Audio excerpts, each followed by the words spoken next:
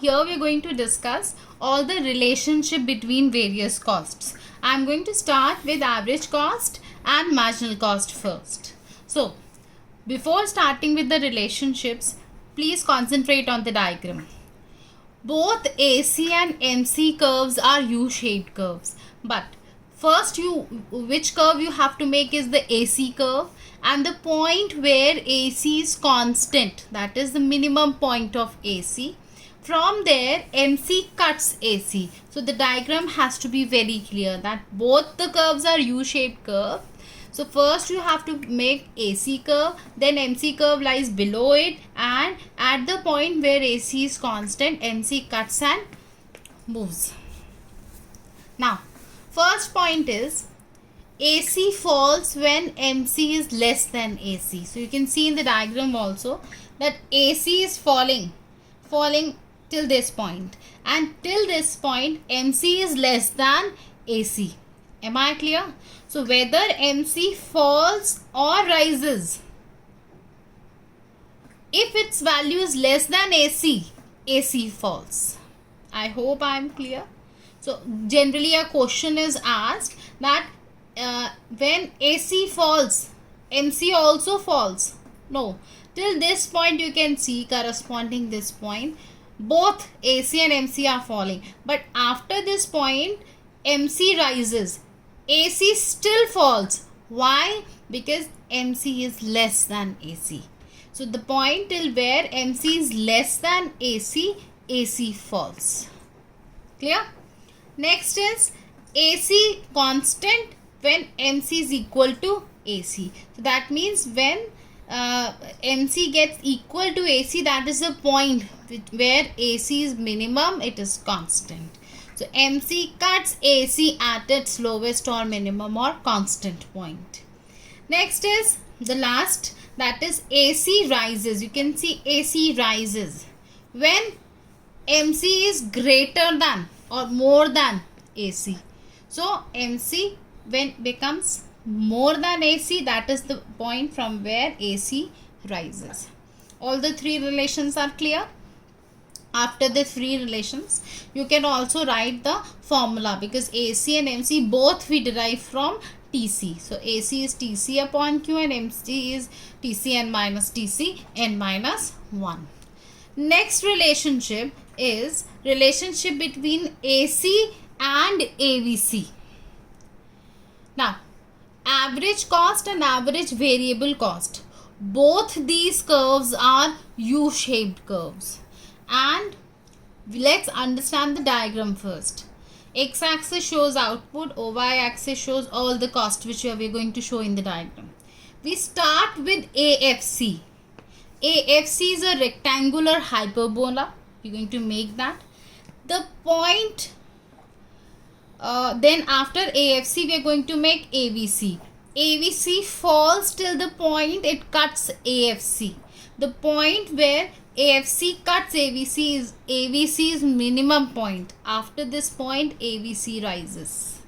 So AVC falls till that point, the point till where AFC cuts it. The point where AFC cuts it is its minimum point. After this point AVC rises.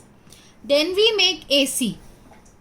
AC falls till the point till AFC falls. Till AFC falls, AC also falls, and after a point when AFC becomes constant, that point is the minimum point of AC. After this point AC rises. So I repeat, AFC falls till a point, till that point AC also falls. After that, when AFC becomes constant, then AC rises, and it rises making itself parallel to AVC.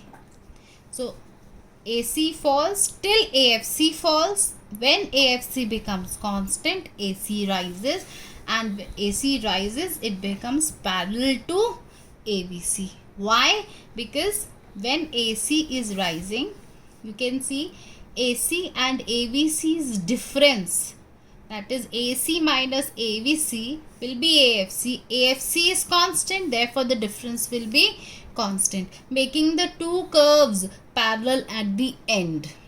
Not in the starting, but by the end. Now MC. MC is also a U-shaped curve as AC and AVC, but it starts below all the curves and cuts AVC and AC both at their respective minimum constant lowest points. So this is how the curve has to be made. Now I start with the relationship. AC is greater than AVC by the amount of AFC. This is what I am telling, that AC and AVC's difference is AFC. So the difference is as AFC behaves. So in AFC decreases as the output increases, then becomes constant. The difference between AC and AVC also decreases and becomes constant. Next is the vertical distance between AC and AVC curves continue to fall with the increase in output, because the gap is AFC, and it continues to decline as the output increases. Then is AC and AVC curves never intersect each other because their difference is AFC and AFC is never 0. Why is AFC never 0? Because TFC is never 0. Next, both AC and AVC curves are U-shaped due to law of variable proportions. Now, you know that any curve U-shaped in cost chapter is all because of law of variable proportion. Now MC curve cuts AC and AVC at their minimum points, and minimum point of AC curve always lies to the right of the minimum point of AVC curve. You can see in the diagram also that this is AVC's minimum point, and a little rightward is the minimum point of AC. AVC falls till AFC cuts it. At the point where AFC cuts is its minimum point, AVC's minimum point.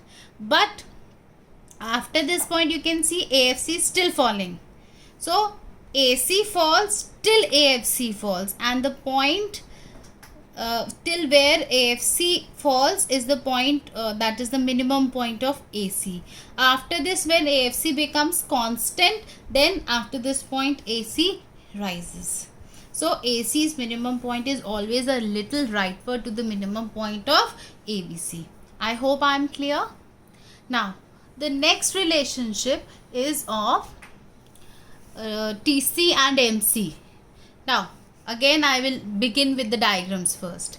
Diagram for TC is, it's an inversely S-shaped curve starting from a point on the y-axis, and MC is a U-shaped curve. So initially when TC increases at diminishing rate, then MC falls, and the point where TC stops increasing at decreasing rate and starts increasing at an increasing rate, that is the point where MC is minimum. After this point, TC increases at increasing rate and MC increases. This is only the relationship. So I have written here, when TC rises at diminishing rate, MC decreases. When the rate of TC stops diminishing, that is this point, MC is at its minimum point, at that point, corresponding point.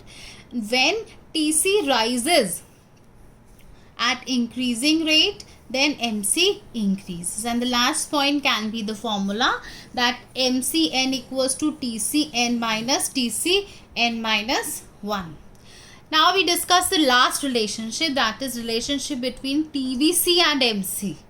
Now you can very well see that through derivation also you have been explained that MC in short run can be determined through TVC. So therefore when you make MC curve in short run, you can very well say that sigma MC is TVC. So MC is a U-shaped curve. Say at OQ level of output, you need to measure what is the total variable cost. So you will add, that is the whole area, you will add all the MCs. What you will get is TVC.